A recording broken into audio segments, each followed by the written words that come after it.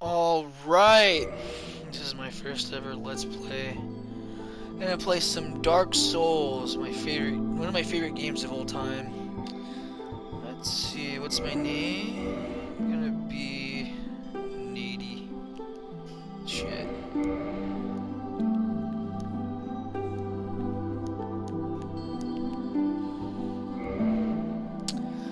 You know, I haven't quite decided what build I want to play as. I haven't played the Dark Souls in a fat minute, man. I've been playing a lot of Elden Ring and other FromSoft games, but Dark Souls was the first ever FromSoft game I ever played, and I just absolutely fell in love with this game. It's such a beautiful game, man. This is hands down one of my favorite video games of all time. This will probably be my 11th or 12th playthrough of Dark Souls. See, I want to choose a class that starts off with the parry shield. Parry shields are there we go. I hope this is a parry shield. Parry shields are really fun to play around with. And Dark Souls 1, this is probably the easiest game to parry in. If you pay attention for like a split second whenever the enemy attacks, it slows down for a split second, and so you have about a second and a half of iframe timing to parry, which I know it may sound not like much, but compared to other FromSoft games, a second and a half is a very generous parry time window. The parry timing in Dark Souls 2 is kind of difficult. Dark Souls 3, it's fucking hard as shit, but in Elden Ring, if you use the parry shield, a buckler, it's a lot easier. So I think I'm going to choose the Thief, because while this machete fucking sucks ass, the knife he has, I really like the light armor, so I can do some fast rolls. And then of course I have the parry shield, but I know I can get the longsword relatively early on in the game.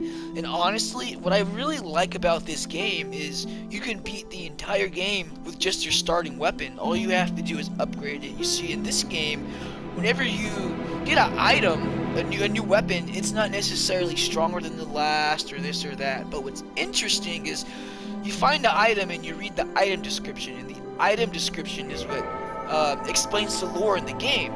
So all you really need to do is just upgrade your weapon with smithing stones, and then also upgrade either strength or dexterity to scale with it. And I could honestly use this knife the entire game. Gift. Well, I know. Oh man, because yeah, if you play as a pyromancer and you choose, let's see what pyromancers have. What are they equipped with? So cast fire spells and builds a hand axe. No, I really want to use that buckler, parry shield, gift. I think you can beat the Asylum. I've never tried it, but oh wait, I already have equipped. Okay, cool. Yeah, so the Thief is already it already comes with the Master Key. So as your gift, you don't need to pick the Master Key. If you're starting out the game, highly recommended that you choose the Master Key, because in the Undead Burg you can open a lot of doors with the Master Key. But if you choose a Thief as your starting class, you already come with the Master Key. So I'm gonna yeah, so I'm gonna use the black fire bombs, and I'll see if I can beat the Asylum Demon. Let me see. I like playing as the Astora Noble. Handsome face. Commoner. I should pick a commoner. I'm just an average, ordinary Joe. Nothing special. But I really like the face and the hair of the Astora Noble. There we go, I like this color, gray. I don't know why I've always liked playing in fantasy games. I always like to make my character with shorter to mid, gray hair. I used to actually have gray hair, my silver hair of myself, and I fucking loved it, but a little too old to be having to dye my hair now. But I think that's why I like to choose my characters with gray hair. I also really am heavily inspired by the character from Berserk Griffith. I try to make my characters to look like Griffith as best as possible. It's kind of hard in this game, but it's a lot easier in Elden Ring. Is that it? Oh no, sex. Of course I'm gonna play as a male. Accept. There we go. And we'll start our hour playthrough of Dark Souls, one of my favorite games of all time. I'll shut the fuck up now. The world was unformed, shrouded by fog. A land of grey crags, arch trees, and everlasting dragons.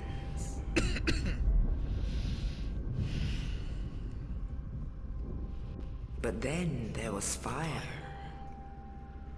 And with fire came disparity. Oh, oops. Heat Oh, there we and cold. go. Close enough. Life And death. and death. And of course, There was dark light and dark. and dark.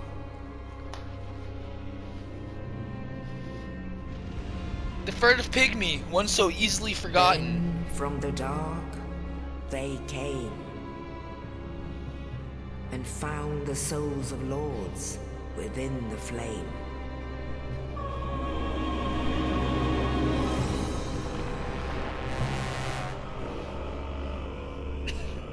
Nito, the first of the dead.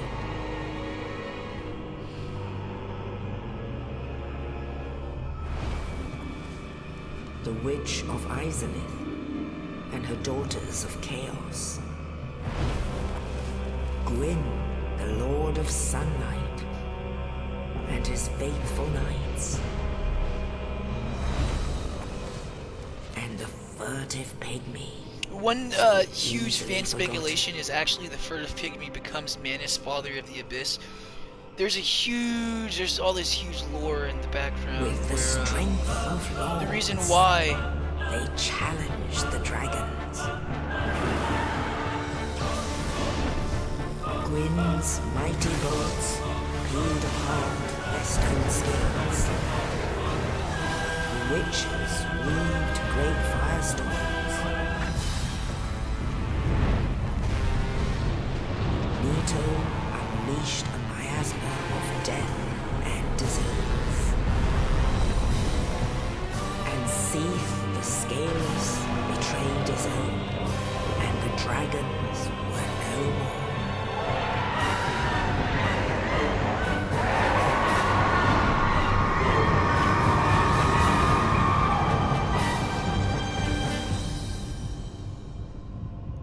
Thus began the Age of Fire.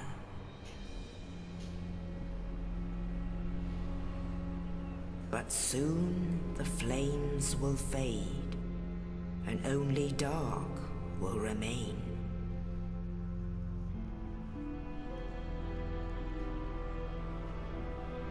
Even now, there are only embers, and man sees not light, but only endless lights.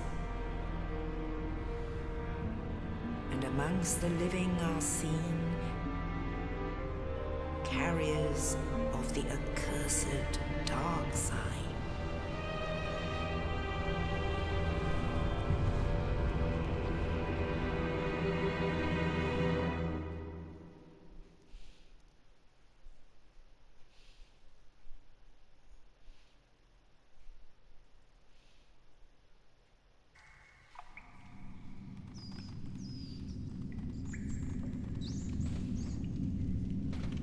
Yes, indeed. The dark side brands the undead.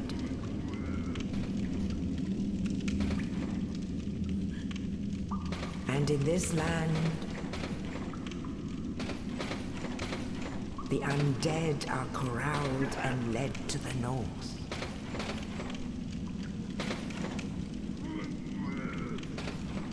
Where they are locked away to await the end of the world.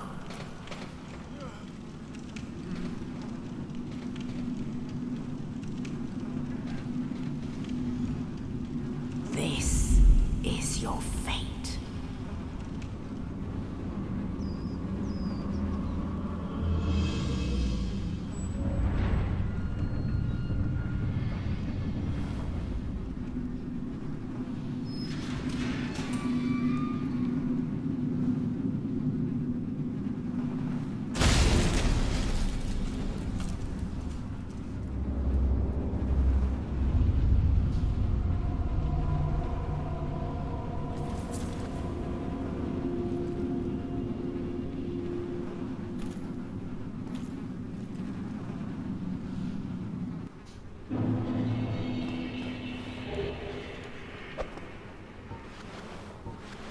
Oh, I forgot. Yeah, I don't have my weapons yet.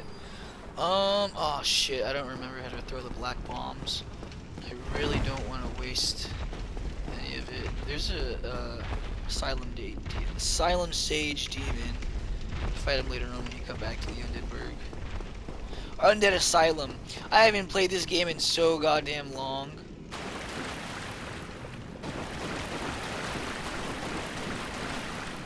I wonder if you can parry with just your hand. You can parry with just your hand in Dark Souls 2. No, I don't think so. I think I press square to chuck black fire bombs. Let's actually really curious if I can pull this off. I'm gonna fight the Asylum Demon right now. He's fucking thick. Just wait and see. Thick boy. Look, he's hanging out up there.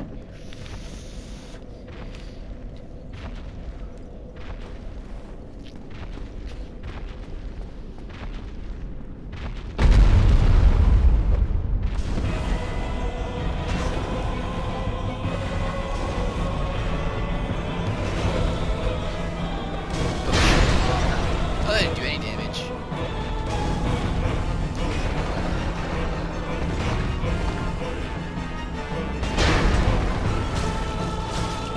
Oh yeah, I'm not doing any damage either by doing that. Oh wow, that was a lot easier than I thought. Yeah, so essentially the Asylum Demon is the thesis of Dark Souls. And what I mean by that, if you don't have the black fire bombs, you saw how much damage my broken hilt sword did to him. It didn't do shit. So when he pops right in, the first thing you want to do is run over here if you don't have the black fire bombs, because I guarantee you your weapons will not do shit to him. So essentially you want to run back over here, and then that's how you kind of progress through the game, or through this area. The thesis of Dark Souls is when you first start out, you don't have shit, right? You don't start with the black fire bombs unless you choose them as your parting gift. So he comes in, you see a foe larger than life, and you're supposed to say, oh shit, how do I beat this? I gotta run away and come back, right? So then as you progress through this area, you actually get your equipment, you get your shield, you get your starting weapon.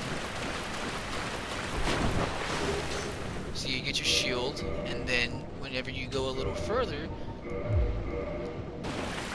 Oh yes, it is the parry shield. Sweet, man. Oh, wow. And then I'll get my weapon here. I still don't... How much strength? 46 strength, goddamn.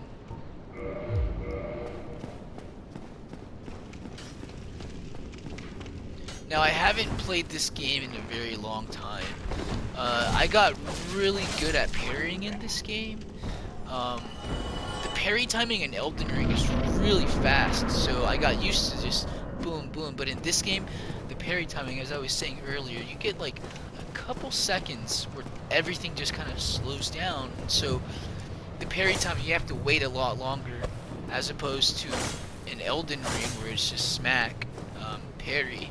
So I'm probably going to be a little rusty, but right when I get back into the swing of things, then I'll probably be better at parrying. But it's really going to... Oh, there's Oscar of Astora. So I want to walk right here because this thing's about to come crashing down. And then he gives us the Estus. Oh, you. You're no hollow. Thank goodness. I'm done for, I'm afraid. I'll die soon, then lose my sanity. I wish to ask something of you. You and I, we're both undead. Hear me out, will you? Regrettably, I have failed in my mission, but perhaps you can keep the torch lit. There is an old saying in my family. Thou who art undead art chosen, and thine exodus from the undead asylum maketh pilgrimage to the land of ancient lords. When thou ringeth the bell of awakening, the fate of the undead thou shalt know. Well, now you know. And I can die with hope in my heart. Oh, one more thing. Here, take this. He gives us arguably the most useful item in the entire game. The sippy cups. There we go. Estus. Oh, and this. Nice. Now I must bid farewell. I would hate to harm you after death. Goodbye, So go now, my friend. and thank you. There isn't much friendly NPCs or people in general in Dark Souls, I'll say that much. So when they actually are kind of friendly, that's... Wait, what is this ring that I have? Oh no, I don't have any rings. Okay. Let's see. Oh, okay. I still do have parrying down pretty decent.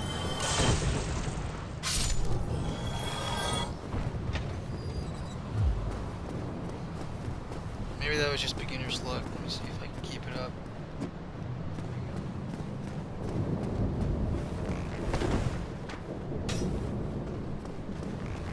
Oh, shit.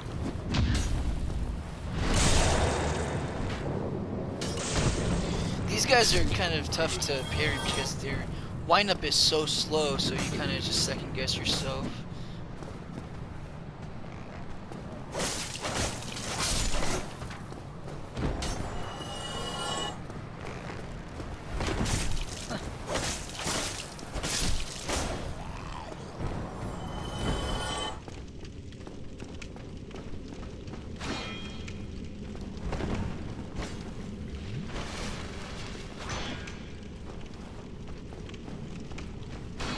I could have sworn that was the right timing. Yeah, I got so used to... What the fuck? There we go. I got so used to the Elden Ring parry timings where now the easiest game to fucking parry in is really difficult. I'm sure I'll get the hang of it. The whole precipice of... Oh yeah, and then I'm supposed to do the plunge on the Asylum Demon when you come back.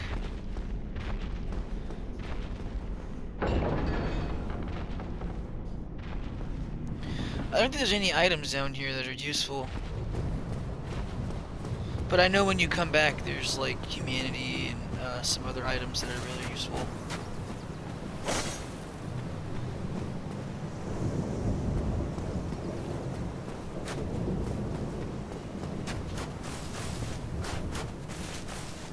And here we go. We head to Lordran, where mystery and chalice awaits us above. In the ancient legends, it is stated that one day an undead shall be chosen.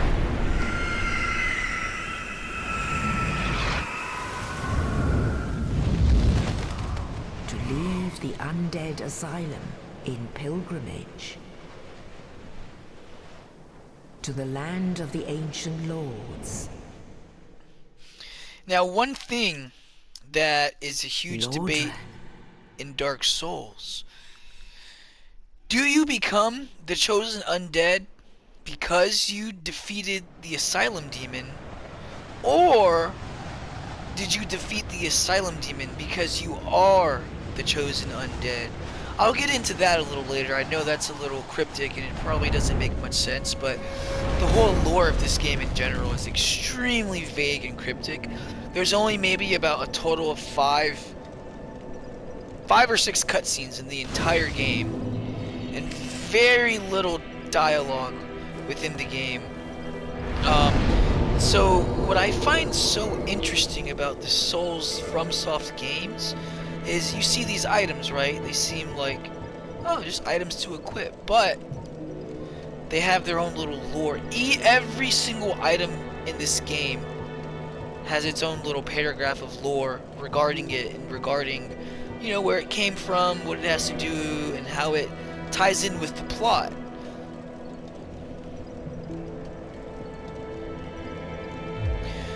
So this game, it does not tell you the lore up front. Like, you could literally play the entire game on your first playthrough without even knowing what the fuck is going on. Why are you doing this? What am I doing here? How did this happen? How did that happen? It does not hold your hand and explain what's going on. You have to find the lore through the very little dialogue between NPCs, and you have to also find the lore by connecting the pieces by using the item descriptions. The item descriptions give you a very vague but yet a bunch of information about the lore in the game. And so what I really like is that you have to put the pieces together to find out the lore in the game. Or you can just go and watch Vati's videos. He explains it so well. There's a bunch of... Oh, there's nothing in here. That's fucking lame.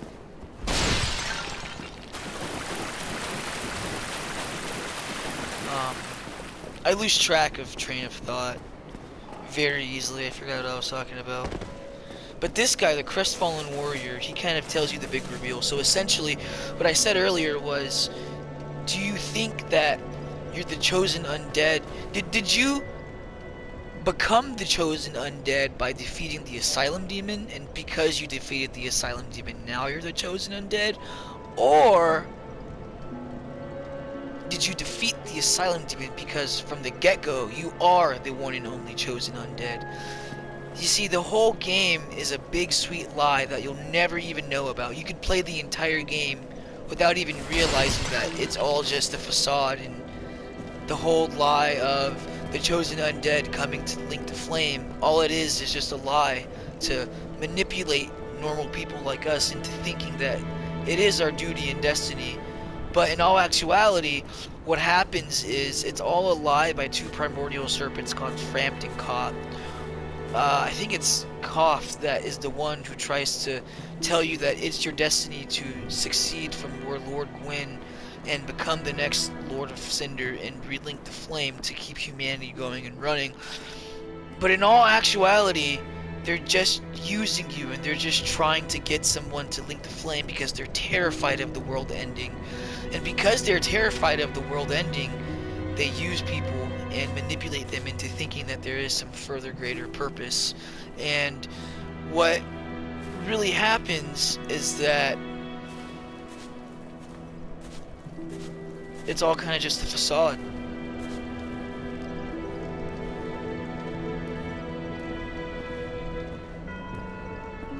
And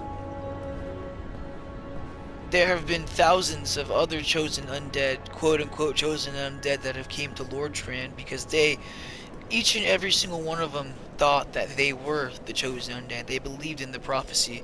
So I'm essentially, my character, one of those people who assumes that they are the chosen undead, and they think they are the one and only chosen undead because they've been getting nothing but sweet, sweet lies from all these ancient myths and legends. And so presumably the world in Dark Souls has been going around for thousands of years, where humanity flourished it, and it's just now that the fire's fading and so the world's ending. And they say an ancient legend of the chosen undead, but that quote-unquote ancient legend actually came up very recently. It's only been that quote-unquote ancient legend has only been around for a little over a century, only about 100 years. And I find that interesting because it's quote-unquote to be ancient. However, 100 years compared to the thousands of years that Lord Gwyn ruled as the god of sunlight, why is it ancient?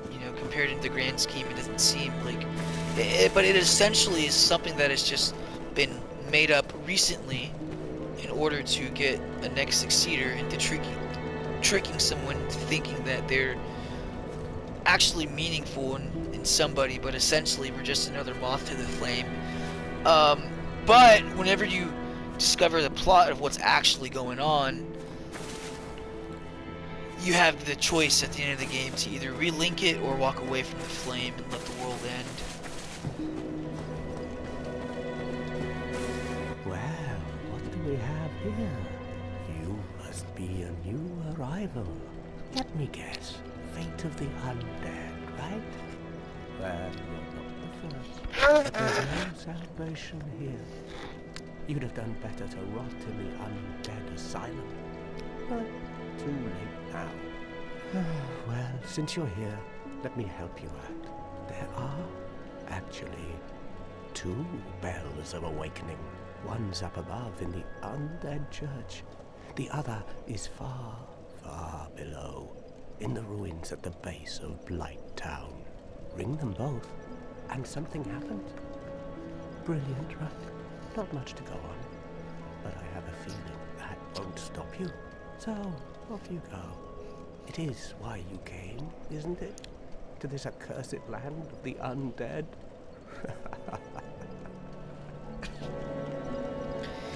You see, what's so interesting about this character is he gets it, he understands that it's all just a big lie.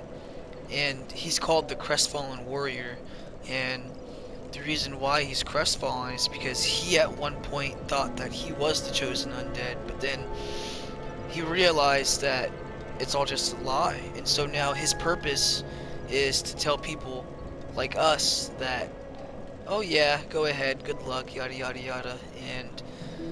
But he all in actuality knows what's going on, and that's why he's kind of mocking us, because he sees us as just another moth to the flame who's trying to link the flame. He sees his old self in us. Ah, your face. You're practically hollow. But oh no, going hollow could solve quite a bit.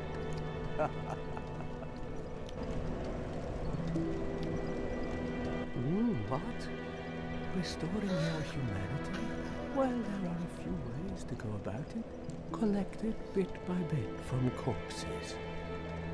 Or you can butter up a cleric and get yourself summoned. And the quickest way, although I never do it, is to kill a healthy undead and pillage its humanity. Coveting thy neighbor is only human, after all.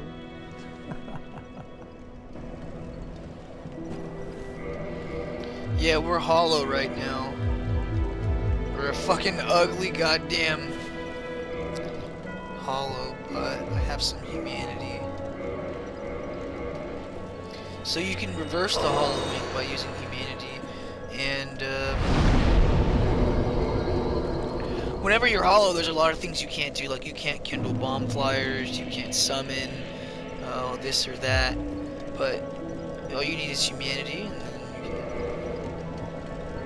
become unhollow. Now, being hollow though doesn't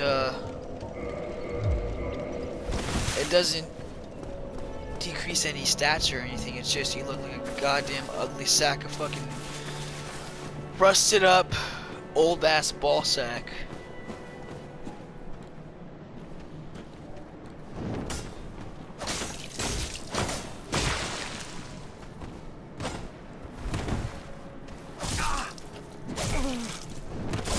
Okay.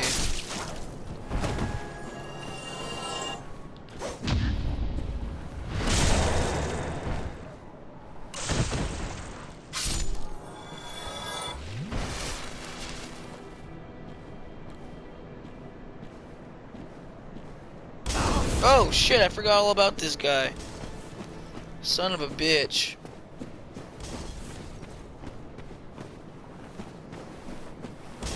I'm about to get ganked if I don't be careful.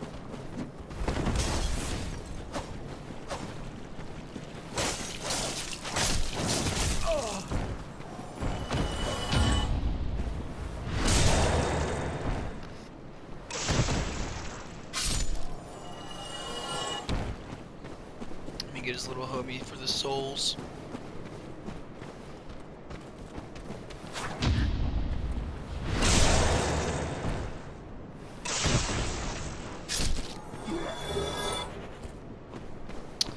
Ah, man, this is such an easy jump, but I really don't want to risk it. Fuck it. Oh, I really thought I didn't gonna make it.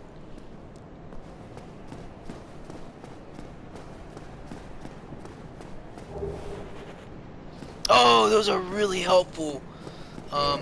When you die, you don't lose your souls, and instead of not losing your souls, the soul breaks, or that ring breaks. So it's a very useful item if you go into a boss room that you don't know is a boss room, and you know, if you're not ready for it, you can just go back. If you don't want to have to go back and get your souls, because then whenever you lose your souls in a boss room, it's kind of fucked. You can just equip the Ring of Sacrifice, and then you can keep your souls, and the ring breaks. It's a very useful thing at times.